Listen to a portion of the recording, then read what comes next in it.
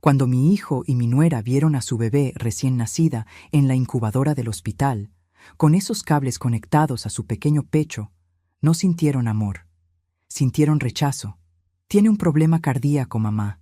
Es muy costosa. La vamos a dejar en adopción. Les supliqué de rodillas que no lo hicieran, que yo pagaría todo. Pero mi nuera me gritó: vieja entrometida, esto no es su problema. Y mi hijo me sacó del hospital empujándome. Al día siguiente, cuando volví, la bebé ya no estaba. Habían firmado los papeles. Pasé 13 años buscándola en cada orfanato, en cada refugio, en cada rincón donde pudiera estar. Gasté hasta el último peso que me quedó. Trabajé cosiendo hasta que mis dedos sangraban. Soporté que me llamaran loca, obsesionada. Y cuando finalmente la encontré, cuando vi a esa niña de casi 14 años que pesaba apenas 25 kilos, con su ropa sucia y grande, con esa cicatriz enorme en el pecho, con esos ojos vacíos de quien nunca conoció el amor, ella me abrazó con una fuerza desesperada, susurrando con voz quebrada: ¿por qué nadie me quiso nunca, abuela? ¿Qué hice mal? En ese momento, supe que mi hijo y mi nuera no solo habían abandonado a una bebé, habían destruido a una niña que pasó toda su vida creyendo que no merecía ser amada. Lo que pasó después, nadie, ni yo misma, esperaba ese desenlace. Qué alegría tenerte aquí conmigo. Si estás viendo este video, te pido con mucho cariño que te suscribas al canal. Por favor, necesitamos mucho alcanzar 20,000 suscriptores. ¿Puedo contar con su ayuda? Estamos construyendo una comunidad hermosa de mujeres fuertes. Su presencia es muy importante. Y su apoyo es esencial para nuestro trabajo, para que sigamos contando historias como esta. Cuéntame también en los comentarios desde dónde nos está escuchando. Nos emociona saber hasta dónde llegan nuestras historias. Déjenme llevarlas al momento exacto en que mi mundo se derrumbó. Era un martes por la mañana cuando recibí la llamada de mi hijo Miguel diciéndome que mi nuera Patricia estaba en trabajo de parto. Corrí al hospital con el corazón lleno de ilusión, imaginando el momento en que conocería a mi primera nieta, pensando en todas las cosas que le enseñaría, en cómo la cuidaría, en cómo le daría todo el amor que una abuela puede dar.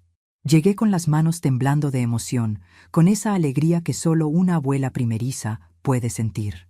Pero cuando entré a la sala de maternidad y vi las caras de mi hijo y mi nuera, supe inmediatamente que algo estaba terriblemente mal. No había sonrisas, no había lágrimas de felicidad, solo había frialdad, una frialdad que me heló hasta los huesos. Patricia estaba recostada en la cama con los brazos cruzados, mirando hacia la ventana como si nada de esto le importara. Miguel estaba parado junto a ella, con esa misma expresión distante que me dolió reconocer. Les pregunté por la bebé, por mi nieta, y Miguel señaló hacia la unidad de cuidados intensivos neonatales sin siquiera mirarme. Ahí fue cuando la vi por primera vez. Era tan pequeña, tan frágil, conectada a tantas máquinas que apenas podía distinguir su carita entre todos esos tubos y cables. Tenía los ojitos cerrados, su pechito subía y bajaba con dificultad, y en ese momento sentí un amor tan profundo, tan inmenso, que pensé que mi corazón estallaría. Era perfecta, era hermosa, era mi nieta. Pero cuando me volteé hacia Miguel y Patricia buscando compartir ese momento, buscando ver ese mismo amor reflejado en sus ojos, lo único que encontré fue rechazo. El médico entró en ese momento, un hombre de mediana edad con cara seria, y comenzó a explicarnos la situación. La bebé tenía una cardiopatía congénita, un problema en una de las válvulas del corazón que requeriría cirugía cuando tuviera algunos meses de vida. Me explicó que era una condición tratable, que con la operación adecuada la niña podría vivir, aunque necesitaría medicamentos de por vida y seguimiento médico regular. Habló de porcentajes de éxito, de hospitales especializados, de tratamientos a largo plazo. Yo escuchaba con atención, mentalizándome en todo lo que tendríamos que hacer, pensando ya en cómo ayudar, en cómo estar ahí para mi nieta. Pero cuando el médico mencionó los costos, cuando habló de que la cirugía sería cara y que después vendría una vida entera de medicamentos y consultas, vi cómo la cara de Patricia se transformó en una mueca de disgusto. Y entonces lo dijo.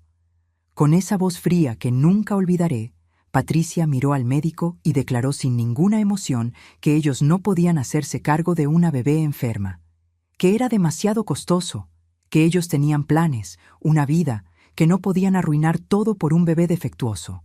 Defectuoso, así llamó a su propia hija, como si fuera un electrodoméstico que salió mal de fábrica, como si no fuera un ser humano, como si no fuera su sangre. El médico intentó razonar con ellos, explicarles que la condición era manejable, que muchos niños con problemas cardíacos vivían vidas completamente normales, pero Patricia lo interrumpió diciendo que ya habían tomado la decisión de darla en adopción. Sentí que el piso se abría bajo mis pies. No podía estar escuchando eso. No podía ser real. Me acerqué a Miguel, a mi hijo, al niño que yo crié después de que su padre muriera, al que le di todo lo que tenía y más. Le tomé las mismas manos que yo sostuve cuando dio sus primeros pasos, y le supliqué que no hiciera eso. Le dije que yo pagaría todo, que usaría mis ahorros, que vendería lo que fuera necesario, que trabajaría día y noche si hacía falta, pero que por favor no abandonaran a esa bebé, que era su hija, que era mi nieta, que era familia. ¿Y sabes qué hizo mi hijo? Me miró con fastidio, con el mismo fastidio que uno le tiene a una mosca molesta, y me dijo que ya estaba tomada la decisión, que no me metiera en lo que no me importaba. Patricia se rió de mí, me llamó vieja entrometida, me gritó que yo no entendía nada, que era de otra generación, que no sabía cómo era la vida ahora, que ellos no iban a sacrificar su futuro por un bebé enfermo. Me caí de rodillas frente a ellos. Literalmente me arrodillé en ese piso frío del hospital, suplicándoles que reconsideraran. Les dije que yo me encargaría de todo, que ellos ni siquiera tendrían que verla si no querían, que yo la criaría como si fuera mi propia hija. Pero Miguel me levantó del brazo, con una fuerza que me lastimó, y me sacó de la habitación. Me empujó hacia el pasillo mientras Patricia gritaba desde adentro que llamaran a seguridad si yo volvía a molestarlos. Me quedé ahí parada en ese pasillo, temblando, llorando, sin poder creer lo que acababa de pasar. Las enfermeras me miraban con lástima. Una de ellas, una mujer mayor de pelo canoso, se acercó y me puso la mano en el hombro. Me dijo en voz baja que lo sentía mucho, pero que si los padres ya habían firmado, no había nada que nadie pudiera hacer. Esa noche no dormí. Me quedé sentada en mi pequeño apartamento, en ese lugar diminuto al que me mudé después de venderles gran parte del dinero de mi casa a Miguel y Patricia para que empezaran su negocio, mirando las paredes vacías y preguntándome cómo había criado a un hijo capaz de algo así.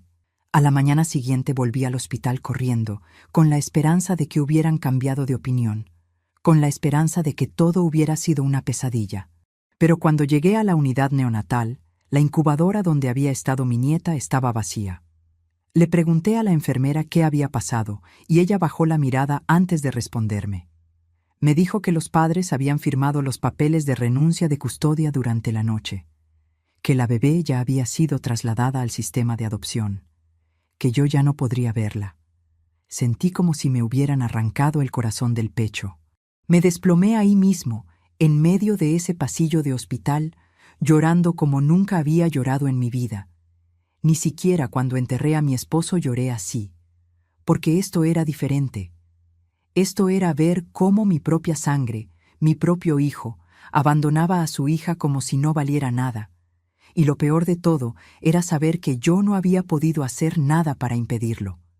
Volví a mi apartamento sintiendo que ya no me quedaba nada, que había fallado, que había fracasado como madre si mi hijo era capaz de algo así. Y en medio de ese dolor, de esa culpa devastadora que me ahogaba, tomé una decisión que cambiaría los siguientes 13 años de mi vida. Iba a encontrar a esa niña. No sabía cómo. No sabía cuánto tiempo me tomaría, pero iba a encontrarla. Y cuando lo hiciera, me aseguraría de que supiera que alguien sí la había querido, que alguien sí había peleado por ella, que alguien nunca se rindió. Pero ¿cómo iba a encontrarla? ¿Cómo iba una mujer viuda, con recursos limitados, sin conexiones, a buscar a una niña perdida en el sistema? ¿Tendría siquiera la fuerza para lograrlo? Quédate conmigo, porque lo que viene después fue el camino más largo y doloroso de toda mi vida. Permítanme contarles quién soy yo, para que entiendan por qué esta historia me destruyó de la manera en que lo hizo. Me llamo Rosa. Tengo 67 años ahora, pero cuando mi nieta nació, acababa de cumplir 51.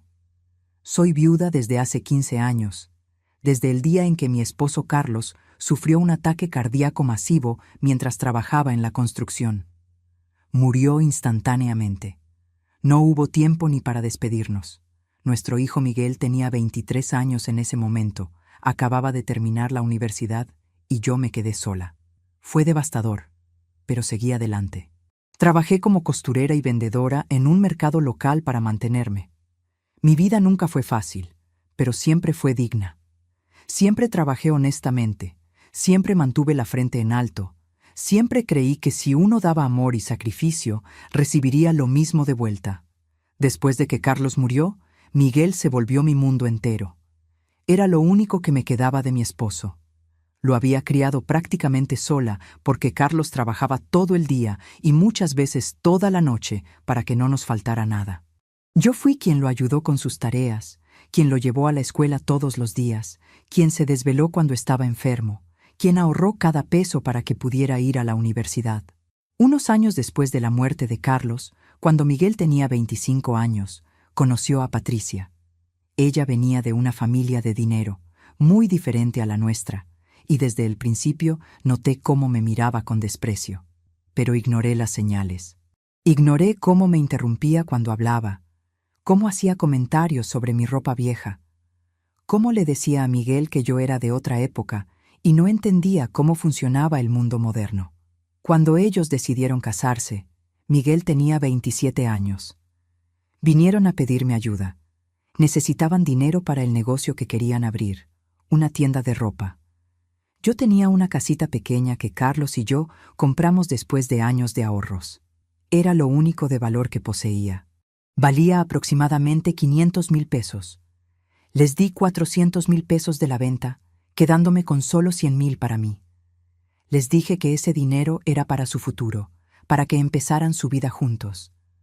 Me mudé a un apartamento de un solo cuarto, diminuto, con paredes que dejaban pasar el frío en invierno y el calor en verano. Les dije que no se preocuparan por mí, que lo importante era que ellos estuvieran bien, que eso era lo que hacían las madres, sacrificarse por sus hijos. Después de que les di ese dinero, Miguel y Patricia se distanciaron de mí. Ya no me invitaban a su casa, que compraron en un barrio bonito a 30 minutos en autobús de donde yo vivía. Cuando yo los llamaba, Miguel me decía que estaban ocupados con el negocio. Patricia nunca me contestaba. Yo me decía a mí misma que era normal, que eran una pareja joven construyendo su futuro, que ya tendrían tiempo para mí más adelante. Me convencí de que cuando tuvieran hijos, todo cambiaría, que yo sería la abuela presente, la que cuidaría a los nietos, la que mantendría unida a la familia. Cuando Miguel tenía 28 años, Patricia quedó embarazada. Yo tenía 51. Pensé que finalmente tendría ese rol de abuela que tanto había soñado. Nunca imaginé que cuando finalmente llegó ese momento, cuando finalmente nació mi nieta, ellos me descartarían como si yo fuera basura, como si todos esos años de sacrificio no hubieran significado nada. ¿Cómo pude criar a un hijo así? ¿En qué fallé como madre? Esa pregunta me atormentó durante años. Me despertaba en las noches preguntándome en qué momento perdí a mi hijo. ¿En qué momento se convirtió en alguien capaz de abandonar a su propia hija? Y lo peor de todo era saber que yo le había dado casi todo lo que tenía para que él llegara a ese punto donde ya no me necesitaba, donde yo era solo un estorbo, una vieja molesta del pasado. ¿Qué iba a hacer ahora? ¿Cómo iba a encontrar a esa bebé con los pocos recursos que me quedaban? Tenía 51 años, 100,000 pesos ahorrados y una determinación que no sabía si sería suficiente. Si te está gustando esta historia, por favor, Asegúrate que ya estás suscrita al canal. Necesitamos mucho alcanzar 20,000 suscriptores. ¿Puedo contar con su apoyo a nuestro trabajo? Los primeros meses después de que se llevaron a mi nieta fueron los más oscuros de mi vida. Me despertaba todas las mañanas con ese peso en el pecho, esa sensación de que algo terrible había pasado, y luego lo recordaba todo de nuevo. Mi nieta estaba en algún lugar, probablemente en un orfanato o con una familia temporal, y yo no tenía idea de dónde. Intenté llamar a Miguel incontables veces. Le dejé mensajes rogándole que me dijera al menos a qué agencia la habían entregado, que me diera aunque fuera esa información. Pero después de 2 semanas, su número dejó de funcionar. Lo había cambiado. Me había bloqueado. Fui a su tienda, el negocio que yo les ayudé a abrir con el dinero de mi casa. Está a unos 40 minutos en transporte público de mi apartamento, en una zona comercial bonita del centro.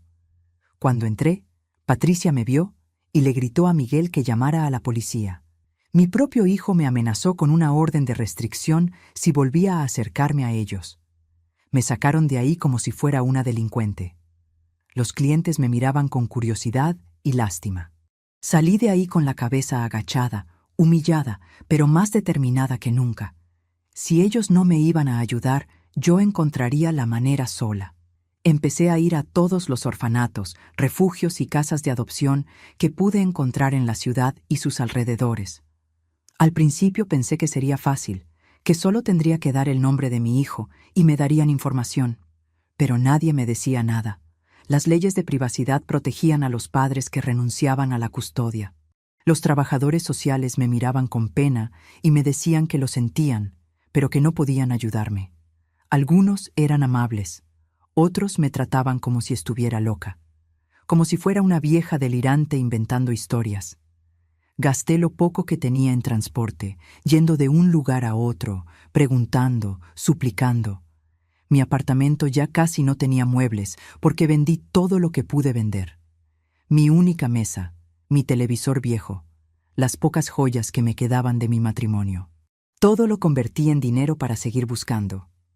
Por las noches, cosía. Aceptaba cualquier trabajo de costura que me ofrecieran. Arreglos de ropa, confección de vestidos, bordados. Mis dedos se llenaron de callos y pinchazos. Mis ojos se cansaban bajo esa luz débil de mi lámpara. Pero necesitaba el dinero. Necesitaba contratar a un investigador privado. Después de 1 año de ahorrar cada peso, de no comer más que tortillas y frijoles, de usar la misma ropa gastada una y otra vez, finalmente tuve suficiente para contratar a alguien. Encontré a un investigador llamado Javier Torres, un hombre mayor que me cobró menos de lo normal porque le conmovió mi historia. Me dijo que haría lo que pudiera, pero que no me prometía nada, que encontrar a una niña en el sistema era como buscar una aguja en un pajar. Pero al menos era una esperanza. Pasaron meses, luego 1 año, luego 2. Javier me llamaba cada tanto con pequeñas actualizaciones. Había revisado este orfanato.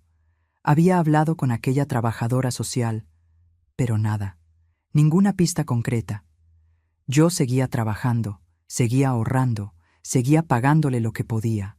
Mi reserva de 100,000 pesos se iba consumiendo lentamente.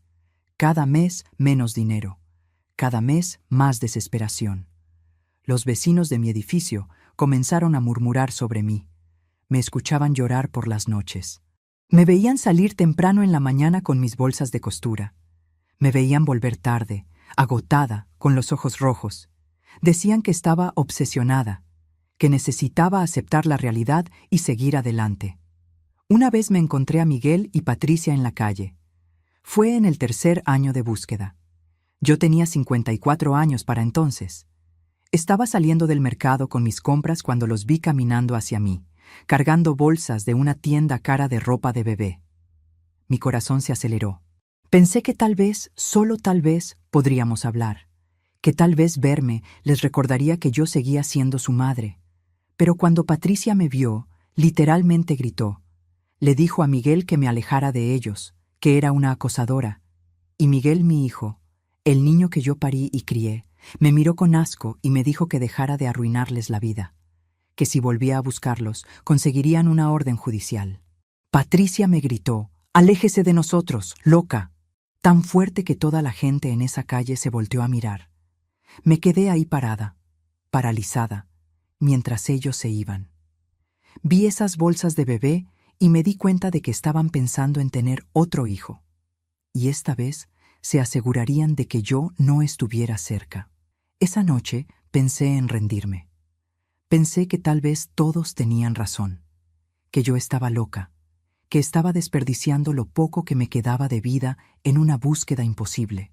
Pero entonces saqué esa foto, la única foto que tenía de mi nieta. La tomé en el hospital antes de que me sacaran. Estaba borrosa, tomada con prisa, pero ahí estaba ella, tan pequeña, tan indefensa, y pensé en ella creciendo sin saber que alguien la había querido, sin saber que alguien había peleado por ella. Y no pude rendirme. Los años siguieron pasando. Desarrollé hipertensión por el estrés constante. El doctor me dijo que necesitaba descansar, que mi salud estaba empeorando. Pero ¿cómo iba a descansar? ¿Cómo iba a dormir tranquila sabiendo que mi nieta estaba en algún lugar, probablemente sufriendo, probablemente sintiéndose no deseada? Javier seguía buscando, pero después de 5 años me confesó que el dinero que yo le pagaba ya no cubría ni la mitad de sus gastos. Le dije la verdad. Mis 100,000 pesos casi se habían acabado. Me quedaba tal vez un 20%. Esperaba que me dijera que no podía continuar. Pero en lugar de eso, este hombre extraordinario me miró con lágrimas en los ojos y me dijo, «Rosa, tengo una hija de la edad que tendría su nieta. Si le pasara algo a mi hija, yo querría que alguien la buscara como usted busca a la suya. Voy a seguir. Me pagará lo que pueda, cuando pueda». Seguí cosiendo por las noches. Seguí ahorrando. Mis dedos ya no funcionaban tan bien como antes. La artritis empezó a aparecer cuando tenía 58 años. Mis ojos necesitaban lentes más fuertes. Mi espalda dolía constantemente de estar encorvada sobre la máquina de coser. Pero no importaba. Nada importaba excepto encontrarla. Los vecinos dejaron de hablarme. Me convertí en la vieja rara del edificio, la que murmuraba sola, la que lloraba en las noches, la que salía a caminar a medianoche porque no podía dormir. El dueño del edificio incluso me pidió que considerara mudarme porque otros inquilinos se quejaban, pero no tenía a dónde ir. Y aunque tuviera, no me iría, porque ese apartamento, por miserable que fuera, era mi base. Era desde donde coordinaba la búsqueda. Para el año 10 de búsqueda, yo tenía 61 años y mi dinero se había acabado por completo. Vivía únicamente de mi pequeña pensión y de lo poco que ganaba cosiendo. Le pagaba a Javier 50 pesos al mes.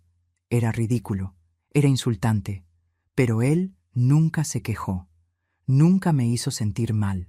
Seguía trabajando en mi caso, aunque ya no con la intensidad del principio. Javier me dijo que el problema era que los niños en el sistema se mueven constantemente. Un orfanato cierra, los trasladan a otro.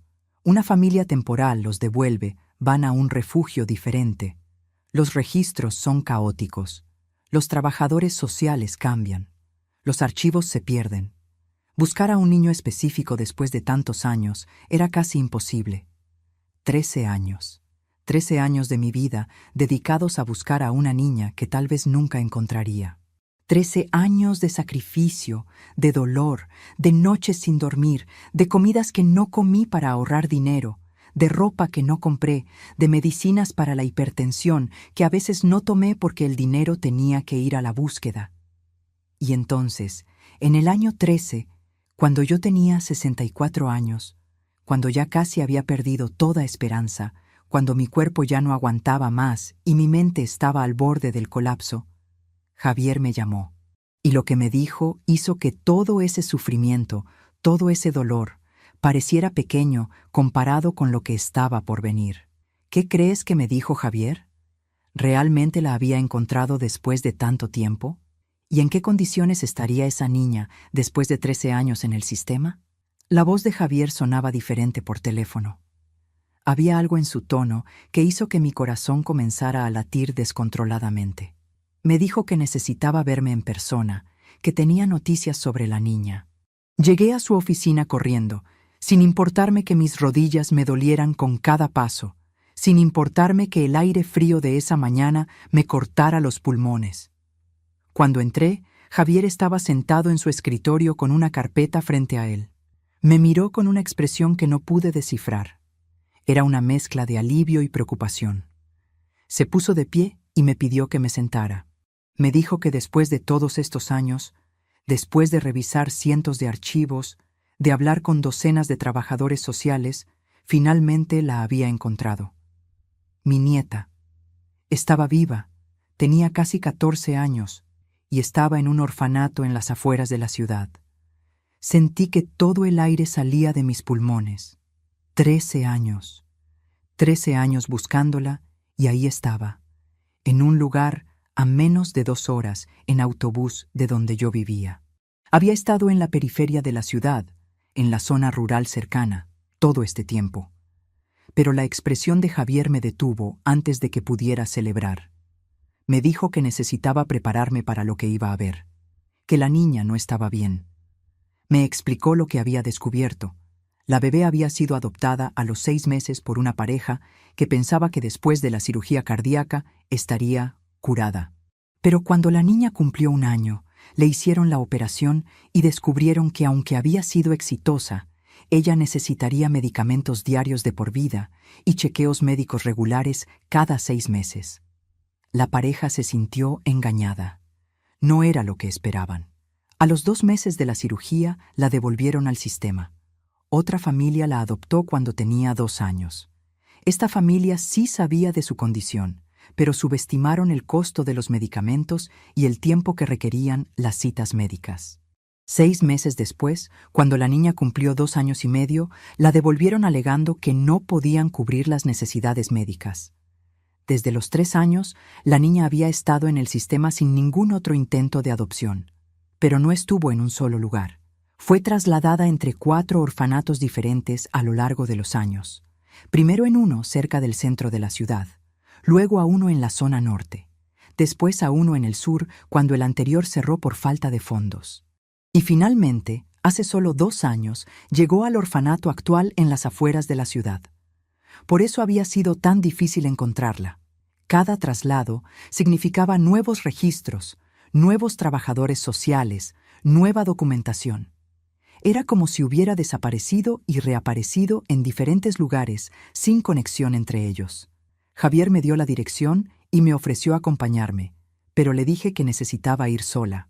Esto era algo que tenía que hacer yo misma. El viaje en autobús pareció eterno. Miraba por la ventana sin ver realmente nada, con mi mente llena de imágenes de cómo sería ella. Ya no era una bebé, era una adolescente. Tendría su propia personalidad, sus propios gustos, sus propias heridas. ¿Me rechazaría? ¿Me odiaría por no haberla encontrado antes? ¿Entendería que lo intenté?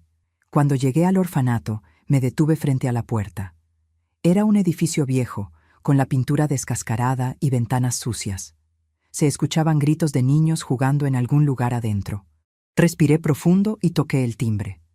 Una mujer mayor abrió la puerta. Le dije que venía a ver a una niña llamada Valentina. Así la habían llamado en el sistema. Valentina. Un nombre hermoso para una niña que nunca conoció el amor. La directora, que se presentó como la señora Ramona, me hizo pasar y me llevó a su oficina. Me hizo muchas preguntas. ¿Quién era yo? ¿Por qué buscaba a Valentina? ¿Cómo la había encontrado? Le expliqué toda la historia, mostrándole la foto borrosa del hospital, los documentos que Javier me había dado con el rastro de traslados entre orfanatos. La mujer me miró con una mezcla de sorpresa y compasión. Me dijo que en los 2 años que Valentina llevaba en ese orfanato, nadie había venido a preguntar por ella, que la niña estaba convencida de que nadie en el mundo la quería. Me dijo algo más, algo que me heló la sangre. Señora Rosa, necesito que sepa que Valentina intentó quitarse la vida 2 veces el año pasado. La primera vez se tragó pastillas que robó del botiquín. La segunda se cortó las muñecas con un vidrio roto. Está muy dañada emocionalmente, muy frágil. Sentí que me ahogaba. Mi nieta, mi bebita, había querido morir. Había llegado a ese punto de desesperación. Por un momento no pude respirar. La directora me llevó al patio trasero. Y ahí la vi. Estaba sentada sola en una esquina, alejada de los otros niños que jugaban. Era tan pequeña, tan delgada, que al principio pensé que era una niña mucho menor. Pero cuando me acerqué, vi su cara. Tenía los ojos de mi esposo Carlos, la misma forma de la nariz, la misma barbilla. Era mi nieta, no había duda, pero estaba tan delgada que se le marcaban todos los huesos. Su ropa le quedaba enorme, colgando de su cuerpo frágil. Tenía el cabello cortado de manera desigual, como si alguien lo hubiera hecho sin cuidado alguno, y en su cuello, porque la camiseta le quedaba grande y caída, se asomaba una cicatriz enorme que le bajaba por el centro del pecho, la cicatriz de la cirugía cardíaca que le habían hecho cuando tenía 1 año. Me acerqué despacio, con las piernas temblándome tanto que pensé que me caería. La directora me había dicho que le avisó a Valentina que alguien venía a verla, pero no le dijo quién. Cuando llegué frente a ella, se levantó de inmediato, asustada, como si esperara un regaño o un golpe. Tenía esa mirada de animal herido que he visto en perros abandonados, esa mirada que dice que ya no espera nada bueno de nadie. Me arrodillé frente a ella, sin importarme que el suelo estuviera sucio, sin importarme el dolor en mis rodillas artríticas. La miré a los ojos, esos ojos hermosos que me recordaban tanto a mi esposo, y le dije con voz quebrada: Valentina, mi amor, soy tu abuela, soy Rosa. He estado buscándote durante 13 años. Ella me miró sin entender. Parpadeó varias veces, como si estuviera tratando de procesar lo que acababa de escuchar. Y entonces, lentamente, sus ojos se llenaron de lágrimas. Me preguntó con una voz tan bajita que apenas la escuché si era verdad. Si realmente yo era su abuela. Si realmente alguien la había estado buscando. Le dije que sí, que nunca dejé de buscarla, que ni un solo día pasó sin que pensara en ella. Y entonces se derrumbó. Literalmente se lanzó a mis brazos con una fuerza que no esperaba de alguien tan frágil y comenzó a llorar, a sollozar, a aferrarse a mí como si fuera lo único sólido en un mundo que siempre la había rechazado, y susurró esas palabras que me partieron el alma en 1000 pedazos. ¿Por qué nadie me quiso nunca, abuela? ¿Qué hice mal?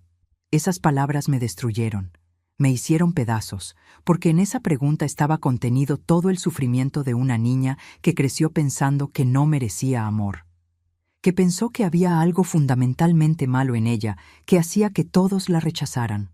La abracé tan fuerte como pude, meciéndola como a la bebé que nunca pude mecer, diciéndole una y otra vez que no había hecho nada malo, que yo la amaba, que nunca la olvidé, que siempre la busqué. Nos quedamos así, abrazadas en ese patio sucio, llorando juntas, hasta que la directora vino a decirnos que era hora de que Valentina entrara a comer. Pero antes de irse, Valentina me agarró la mano con fuerza y me preguntó si volvería. Le prometí que sí, que volvería todas las semanas si me dejaban, que nunca, nunca más la abandonaría.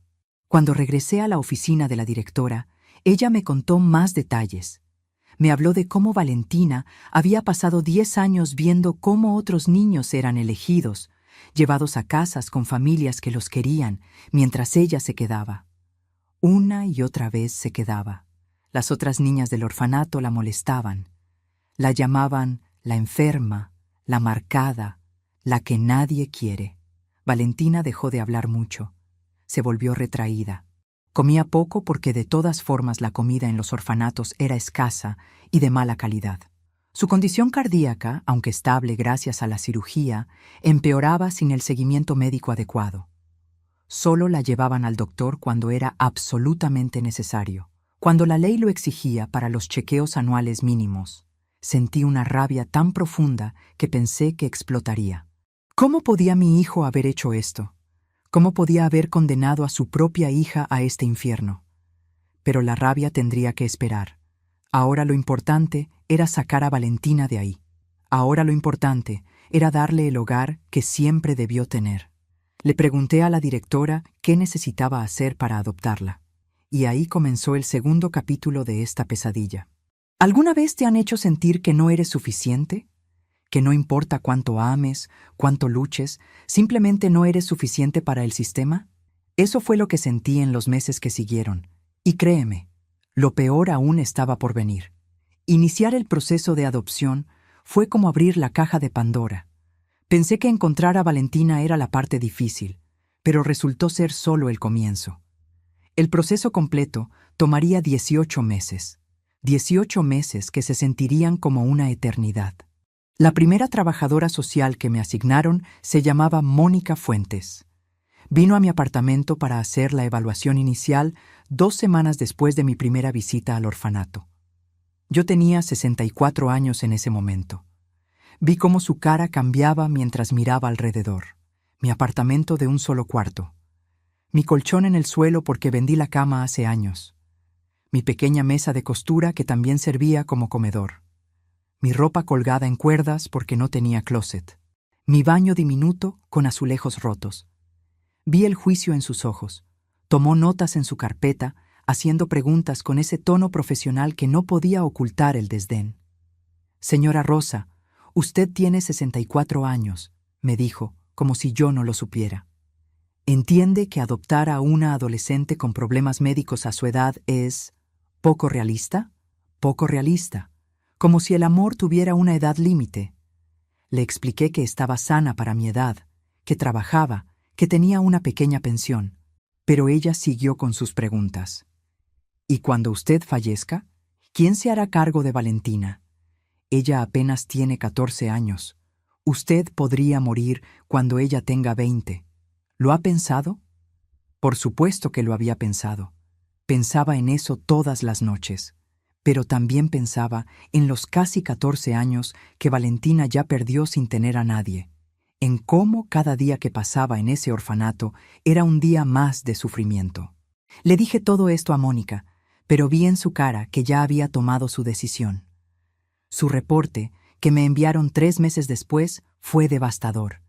Decía que yo no tenía condiciones adecuadas para criar a una menor, que mi edad era un factor de riesgo significativo, que mis recursos económicos eran insuficientes para los cuidados médicos especiales que Valentina requería. Apelé. Pedí otra evaluación. Me asignaron a otro trabajador social, un hombre llamado Roberto Mendoza. Vino 4 meses después de que inicié el proceso. El resultado fue el mismo. Apartamento inadecuado, edad avanzada, recursos insuficientes. Y luego otra trabajadora, Carmen Delgado, entre los meses 8 y 12. Todos llegaban a mi apartamento, miraban mis condiciones de vida, mi edad, mi cuenta bancaria casi vacía, y decidían que yo no era adecuada. Mientras tanto, seguía visitando a Valentina todas las semanas. Tomaba ese autobús de 1 hora y media hasta las afueras de la ciudad cada sábado por la mañana. Cada vez que la veía, se aferraba más a mí. Empezó a llamarme abuelita. Su cara se iluminaba cuando llegaba. La directora me dijo que Valentina había empezado a comer mejor, a hablar más, a tener esperanza. Por primera vez en su vida, tenía esperanza de que alguien la quisiera. Pero yo sabía que el proceso no estaba yendo bien. Las audiencias en la corte comenzaron en el mes 13. La jueza asignada al caso, la jueza Hernández, me miraba con escepticismo cada vez que yo hablaba. En una de las primeras audiencias, literalmente me preguntó: «Señora, ¿usted entiende la responsabilidad que implica criar a una niña enferma? ¿No cree que es egoísta de su parte querer hacer esto solo para satisfacer su necesidad de tener a alguien que la cuide en su vejez?» Me quedé sin palabras. ¿Egoísta? Yo había pasado 13 años buscando a esta niña. Había gastado cada peso que tenía. Había sacrificado mi salud, mi vida entera. ¿Y me estaba acusando de egoísmo? Pero tragué mi rabia y respondí con calma. Le expliqué que no buscaba a alguien que me cuidara, que buscaba darle a mi nieta el amor que merecía, que quería compensar, aunque fuera un poco, todo el sufrimiento que había vivido. La jueza no pareció convencida. Los meses entre la primera y última audiencia pasaron con nuevos obstáculos constantes. Necesitaba certificados médicos probando que estaba sana. Necesitaba demostrar ingresos estables. Necesitaba cartas de recomendación. Necesitaba pasar evaluaciones psicológicas. Cumplí con todo. Conseguí que mi médico certificara que aunque tenía hipertensión controlada y artritis, estaba saludable para mi edad. Demostré mis ingresos de costura y mi pequeña pensión. Conseguí cartas de vecinos que me conocían. Pasé las evaluaciones psicológicas. Pero nada era suficiente. Nunca era suficiente. Uno de los requisitos que me impusieron fue que Valentina recibiera terapia psicológica. Después de los 2 intentos de suicidio, los trabajadores sociales insistieron en que necesitaba ayuda profesional. El sistema pagaba por esto, y empezó a ver a una psicóloga 2 veces por semana. La psicóloga, la doctora Elena Vargas, escribió un informe hermoso después de 6 meses de terapia. Decía que Valentina había formado un vínculo profundo conmigo, que por primera vez en su vida mostraba señales de apego seguro, que negarle esta oportunidad sería devastador para su desarrollo emocional y podría llevarla de vuelta a pensamientos suicidas. Pero la jueza seguía dudando. Entonces sucedió algo que casi me destruye. En el mes 16 del proceso, Miguel y Patricia se enteraron. No sé cómo, pero lo descubrieron, y enviaron una carta a la corte. En esa carta, mi propio hijo me describió como una mujer mentalmente inestable, obsesionada, peligrosa. Patricia añadió que yo los había acosado durante años, que tenían miedo de mí, que no era apta para cuidar a nadie. Mencionaron que habían tenido que cambiar su número de teléfono por mí, que los había perseguido a su negocio, que me había encontrado acechándolos en la calle. La jueza leyó esa carta en voz alta durante una audiencia. Escuchar esas palabras, escritas por mi propio hijo, el niño que yo crié, que yo amé con todo mi ser, fue como recibir una puñalada. Me quedé sentada ahí, tratando de no derrumbarme frente a todos. El abogado de oficio que me habían asignado, un joven de unos 30 años, llamado Fernando García, ni siquiera intentó defenderme adecuadamente. Tenía 40 casos ese mes. Estaba abrumado. Le pregunté una vez, con desesperación, por qué no me defendía mejor. Me miró con cansancio y me dijo con honestidad: «Señora Rosa, tengo 40 casos este mes. Todos merecen ganar, pero el sistema es así. No puedo prometer milagros. Lo siento». Lo entendí. No era su culpa, era el sistema. Un sistema que estaba en mi contra desde el principio. Después de esa audiencia donde leyeron la carta, la jueza me dijo que lo pensaría seriamente. Que tal vez lo mejor para Valentina era esperar a que apareciera una familia joven, con recursos, que pudiera darle una vida mejor. Salí de esa corte destrozada. Fui directo al orfanato a ver a Valentina. Era un sábado por la tarde. Cuando me vio, corrió hacia mí como siempre. Me abrazó preguntándome cuándo podría irse conmigo a casa, y yo tuve que mentirle. Le dije que pronto, que solo era cuestión de tiempo, pero por dentro sabía que estaba perdiendo, que el sistema estaba en mi contra, que mi edad, mi pobreza, todo estaba siendo usado para decir que yo no era suficiente. Pero entonces, 2 semanas después, algo inesperado sucedió, algo que no había planeado, que no busqué, pero que cambiaría todo. Tenía que ir a la corte para presentar unos documentos adicionales que me habían solicitado.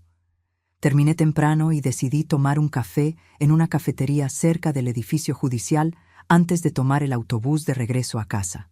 Estaba sentada sola en una mesa del rincón, mirando mi taza vacía sin realmente verla, cuando escuché un sollozo. Levanté la vista y ahí estaba Patricia. Estaba sentada 3 mesas más allá, sola, con una barriga enorme de embarazo.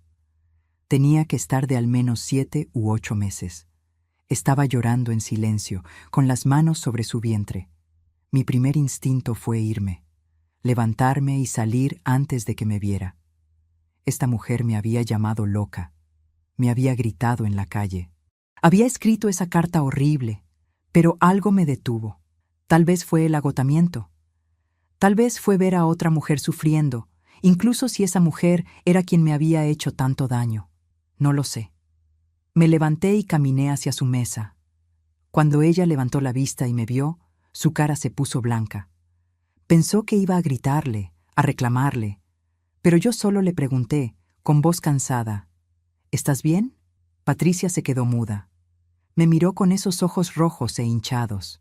Y entonces, para mi sorpresa, estalló en llanto completo.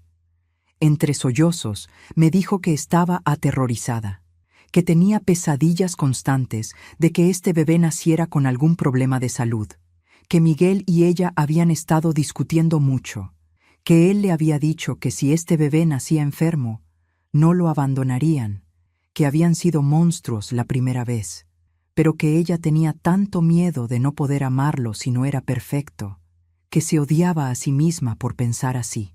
Me senté frente a ella. No sé por qué.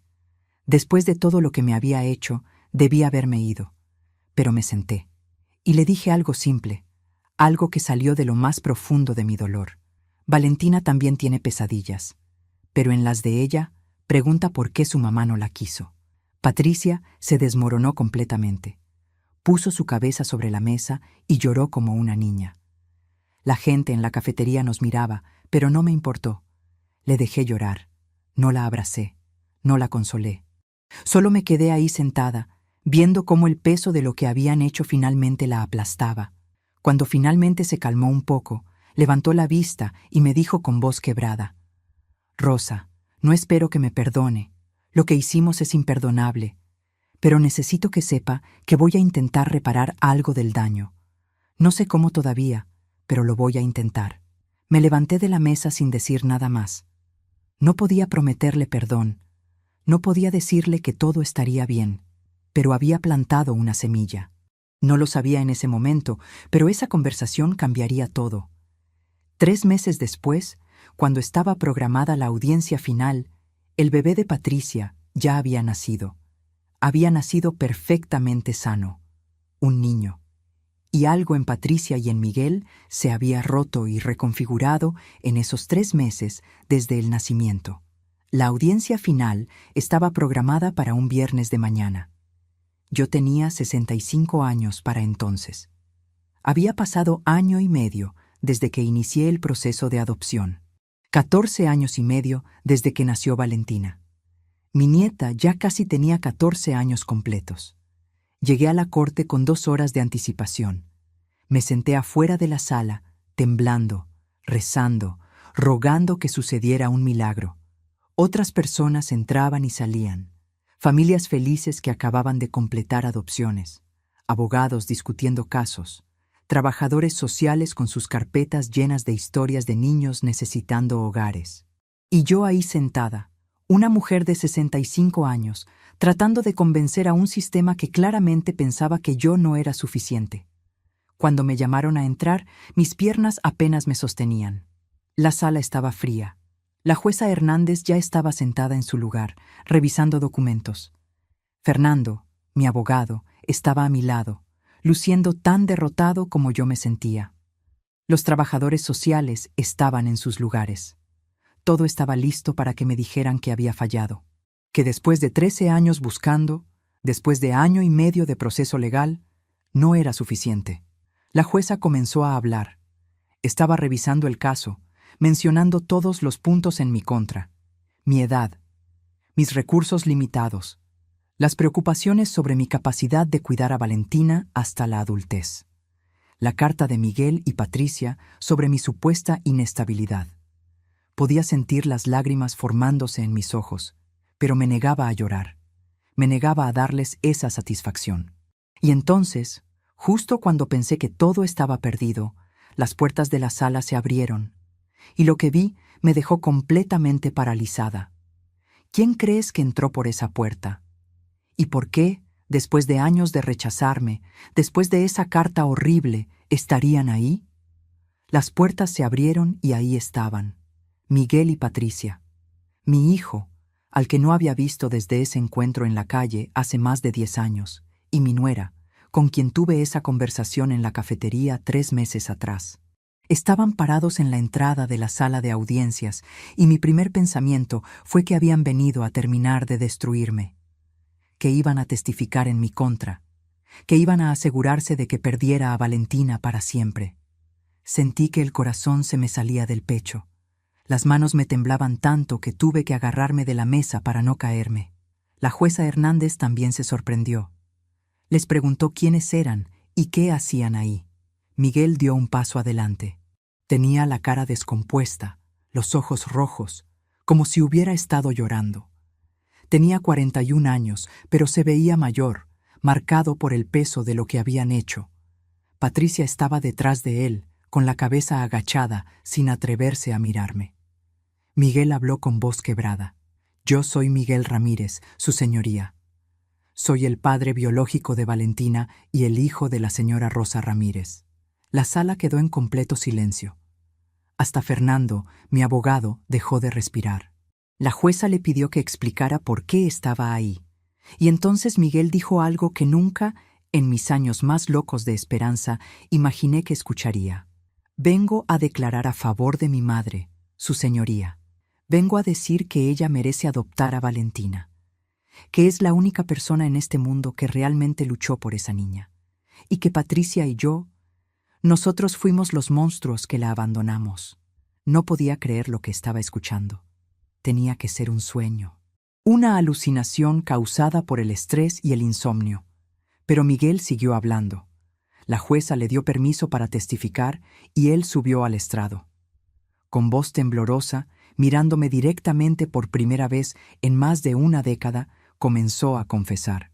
Contó cómo cuando nació Valentina y descubrieron su condición cardíaca, Patricia y él entraron en pánico.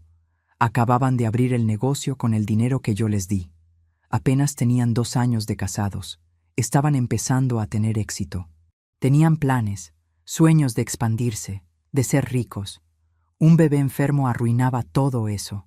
Los gastos médicos, el tiempo que tendría que dedicarle, la posibilidad de que la niña nunca fuera normal, de que nunca pudieran tener la vida perfecta que habían planeado. Miguel dijo que Patricia fue quien primero mencionó la adopción, que ella lo convenció de que era lo mejor, que un bebé con problemas de salud destruiría sus vidas. Y él, cobarde como era, estuvo de acuerdo, no por el dinero solamente, también por miedo, por egoísmo, por no querer que su vida perfecta fuera arruinada por una hija imperfecta. Contó cómo me echaron del hospital, cómo cambiaron de número para que no pudiera contactarlos, cómo me amenazaron cuando fui a su tienda, cómo escribieron esa carta horrible a la corte. Y entonces, con lágrimas corriendo por su cara, Miguel me miró y dijo: «Mi madre me dio todo. Vendió su casa para que yo pudiera empezar mi negocio. Se quedó solo con una fracción de ese dinero para ella. Se mudó a un apartamento miserable para no estorbarnos. Trabajó hasta que sus manos sangraron buscando a la nieta que nosotros desechamos. Y yo le pagué con crueldad. Le pagué abandonando a mi propia hija y luego tratando de impedir que ella la rescatara». Patricia subió al estrado después. Ella también lloraba, pero sus lágrimas parecían diferentes. Parecían lágrimas de vergüenza genuina.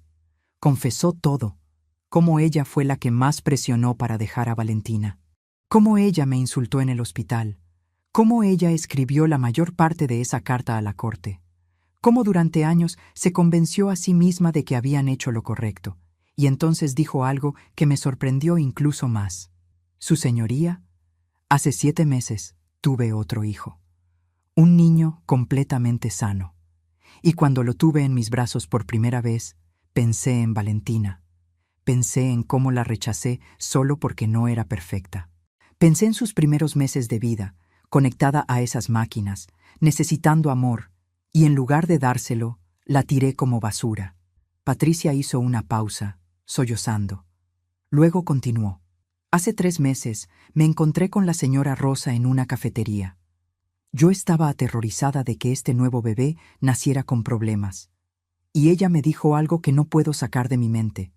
Me dijo que Valentina tiene pesadillas donde pregunta por qué su mamá no la quiso. Esa frase me destruyó.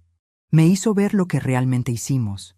Mi hijo de 7 meses es hermoso y perfecto, pero cada vez que lo veo, pienso en la hija que abandonamos, en cómo ella también era hermosa y perfecta, Solo necesitaba un poco más de cuidado, y nosotros no se lo dimos. Patricia me miró directamente por primera vez. La señora Rosa Ramírez es más madre que yo jamás seré. Ella nunca se rindió. Pasó casi 14 años buscando a una niña que nosotros desechamos. Y si alguien merece criar a Valentina, es ella. La sala estaba en silencio absoluto.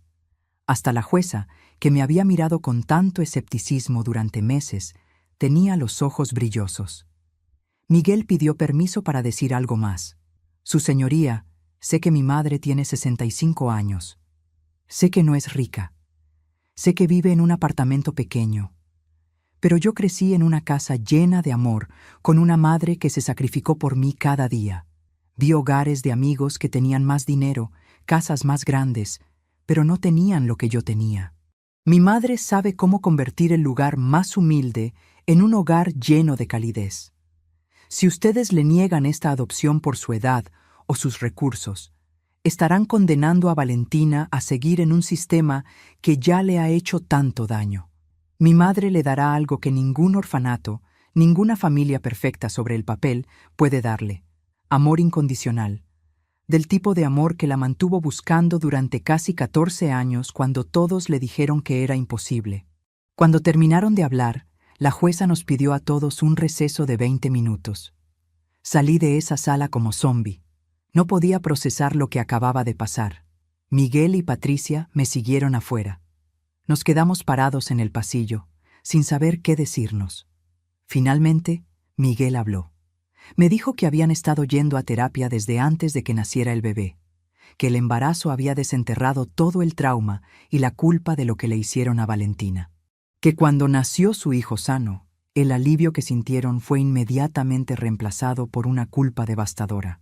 Se dieron cuenta de que habían sido capaces de amar a este bebé instantáneamente, sin condiciones, sin miedo. Lo que significaba que con Valentina el problema nunca fue su condición médica. El problema fueron ellos, su cobardía, su egoísmo. Patricia habló también. Me dijo que después de nuestro encuentro en la cafetería no pudo dormir durante semanas, que mis palabras sobre las pesadillas de Valentina la perseguían, que cuando se enteraron de que yo estaba tratando de adoptarla, ella tuvo un colapso nervioso. Lloró durante días. Se dio cuenta de la magnitud de lo que habían hecho. Miguel me dijo que no esperaban que los perdonara, que lo que hicieron era imperdonable, pero que necesitaban intentar reparar aunque fuera un poco del daño. Por eso vinieron a testificar. Por eso retractaron la carta que habían enviado. No dije nada. No podía. Las palabras no salían. Después del receso, volvimos a entrar. La doctora Elena Vargas, la psicóloga de Valentina, también estaba ahí. Dio su testimonio. Habló del vínculo profundo entre nosotras, de cómo Valentina había florecido desde que me conoció, de cómo los pensamientos suicidas habían disminuido significativamente en los últimos meses desde que tenía la esperanza de venir a vivir conmigo, de cómo negarle esta oportunidad podría llevarla de vuelta a ese lugar oscuro donde había intentado quitarse la vida. Y entonces la jueza Hernández habló. Dijo que en sus 20 años como jueza de familia nunca había visto un caso como este. Una mujer que pasó casi 14 años buscando a su nieta, que sacrificó todo, que nunca se rindió incluso cuando era razonable hacerlo. Dijo que las preocupaciones sobre mi edad y recursos eran válidas, que normalmente, en un caso como este, ella no aprobaría la adopción, pero que el testimonio de Miguel y Patricia, por sorprendente que fuera, había demostrado algo importante, que a veces el sistema se enfoca tanto en los requisitos técnicos que olvida lo más importante: el amor, la determinación, el sacrificio genuino. Señora Rosa Ramírez, dijo la jueza mirándome directamente, voy a aprobar esta adopción. Voy a darle la custodia legal de su nieta Valentina. Pero quiero dejar algo muy claro. Espero que usted cuide su salud. Espero que acepte la ayuda que se le ofrezca. Espero que Valentina continúe con su terapia psicológica. Y espero que ese amor que la mantuvo buscando durante casi 14 años sea suficiente para darle a esa niña la vida que merece. No recuerdo mucho de lo que pasó después. Solo recuerdo que me derrumbé. Lloré como nunca había llorado. Fernando, mi abogado, me abrazó. Estaba llorando también. Me dijo: Rosa, en 15 años de hacer este trabajo nunca vi algo así. Usted se lo merece. De verdad se lo merece. Los trabajadores sociales me felicitaron. Hasta la jueza bajó de su estrado para estrecharme la mano. Miguel y Patricia se acercaron. Miguel intentó abrazarme, pero yo me alejé. No estaba lista para eso. Tal vez nunca lo estaría, pero les agradecí por venir, por hacer lo correcto aunque fuera tarde, por decir la verdad. Les dije que si realmente querían redimirse, si realmente querían eventualmente estar en la vida de Valentina, tenían que probarlo con acciones. Les propuse algo: que trabajaran como voluntarios durante 5 años en una organización que ayuda a niños con discapacidades y enfermedades crónicas. Que demostraran con acciones, no con palabras, que habían cambiado. Que si después de 5 años seguían comprometidos, hablaríamos sobre un contacto gradual y supervisado con Valentina. Pero solo si ella quería, solo si estaba lista. Aceptaron sin dudar. En la parte de atrás de la sala de audiencias vi a alguien más. Javier Torres, el investigador que había dedicado 13 años a buscar a Valentina. Estaba sentado en la última fila, con lágrimas corriendo por su rostro. Cuando terminó todo, se acercó a mí y me abrazó. En 30 años como investigador, Rosa, este es el caso que más me importó. Gracias por no rendirse. Gracias por hacerme parte de esto, me dijo. 2 semanas después de la audiencia final, fui a buscar a Valentina al orfanato. Había usado lo poco que me quedaba de dinero para preparar mi apartamento lo mejor que pude. Conseguí una cama pequeña para ella, financiada en pagos que tardaría 1 año en terminar de pagar. Limpié cada rincón. Puse flores en la ventana que conseguí gratis del mercado. No era mucho, pero era un hogar. Cuando llegué al orfanato, Valentina estaba esperándome con su pequeña maleta. Una maleta que apenas tenía nada adentro porque ella no tenía nada. La señora Ramona, la directora, estaba llorando. Me dijo que en 30 años dirigiendo orfanatos, esta era la primera vez que veía a alguien luchar tanto por un niño. Pero su cara, la cara de Valentina, brillaba con una felicidad que nunca había visto. Me abrazó tan fuerte que me dolió, pero no me importó. En el camino a casa en el autobús, me agarró la mano y no la soltó durante todo el viaje de 1 hora y media. Seguía preguntándome si esto era real, si realmente se venía a vivir conmigo, si realmente yo era su familia ahora. Le dije que sí, que esto era real, que ella era mi familia, que lo había sido desde el momento en que nació. Los primeros meses fueron difíciles. Valentina tenía muchas heridas que sanar, pesadillas constantes, miedo de que yo la devolviera como todos los demás. Gritaba en las noches. Tenía ataques de pánico cuando yo salía, aunque fuera por 1 hora. Pero poco a poco, con amor, con paciencia, con consistencia, empezó a confiar. Los primeros 6 meses me llamaba abuelita. Entre los meses 6 y 12, ocasionalmente decía mamá, por error. Luego se corregía avergonzada, como si hubiera hecho algo malo. Yo le decía cada vez: puedes llamarme como te sientas cómoda, mi amor. No me ofendo con ningún nombre. Al año de vivir juntas, en una noche particularmente mala, donde las pesadillas la atacaron con fuerza, Valentina gritó: «¡Mamá!», mientras dormía, buscándome. Vino corriendo a mi cuarto, temblando. La abracé hasta que se calmó. Después de eso, empezó a usar mamá más regularmente. La llevé a todos los médicos que necesitaba. Su condición cardíaca requería medicamentos diarios y chequeos cada 6 meses, pero era manejable. El sistema cubría parte de los gastos médicos como parte del proceso de adopción. Empezó a ganar peso. Su cara empezó a tener color. Su risa empezó a escucharse en nuestro pequeño apartamento. Sonidos que yo nunca pensé que escucharía. La matriculé en la escuela cuando tenía 15 años. Al principio le costó porque había perdido muchos años de educación en los orfanatos. Pero era inteligente, muy inteligente, y tenía hambre de aprender, de tener una vida normal. Los maestros me llamaban para decirme lo mucho que había progresado, cómo se esforzaba el doble que los otros estudiantes para compensar los años perdidos. La terapia continuó. 2 veces por semana, Valentina iba a ver a la doctora Vargas. Las pesadillas todavía venían a veces, los pensamientos oscuros también, pero ahora tenía a alguien que la sostenía cuando caían. Tenía una razón para seguir adelante. Miguel y Patricia cumplieron su promesa. Han pasado 2 años desde la adopción y siguen yendo todos los sábados a trabajar como voluntarios en una organización que ayuda a niños con enfermedades crónicas. Patricia me envía fotos cada mes de su trabajo ahí. No sé si algún día los perdonaré completamente. No sé si Valentina querrá conocerlos, pero al menos están intentando reparar el daño.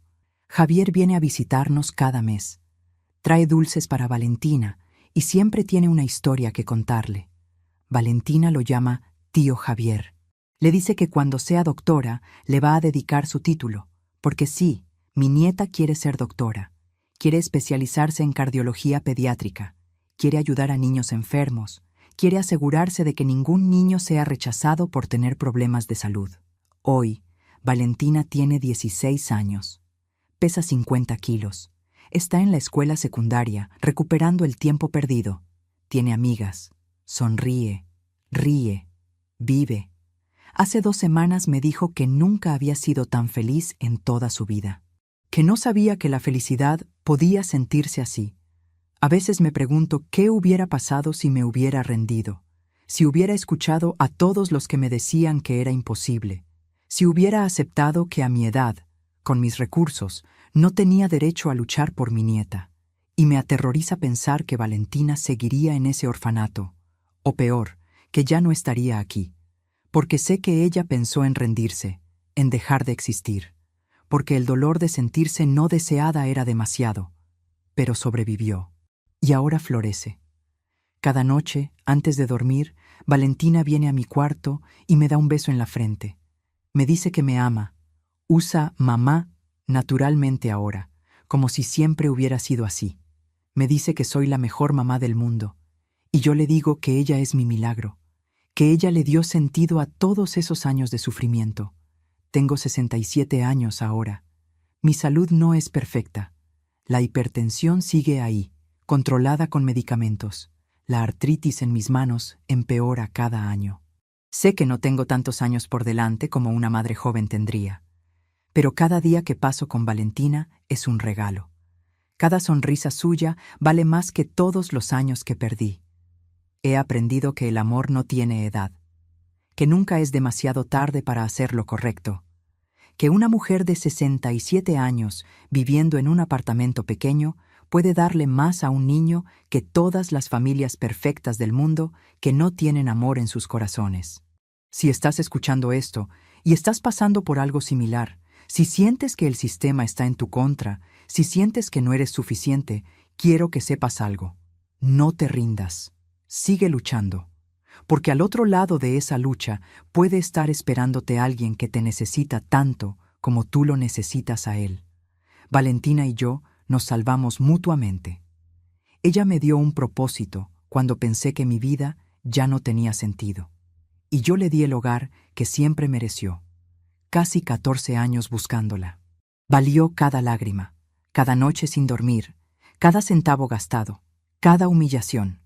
Todo valió la pena por ver a mi nieta sonreír, por escucharla llamarme mamá, por saber que finalmente está a salvo, finalmente está en casa, finalmente es amada. Si te gustó esta historia, haz clic en este próximo video que está apareciendo en la pantalla, porque la próxima traición supera todo lo que has visto hasta ahora. Y no te olvides suscribirte en el canal, para que no te pierdas ni una sola historia.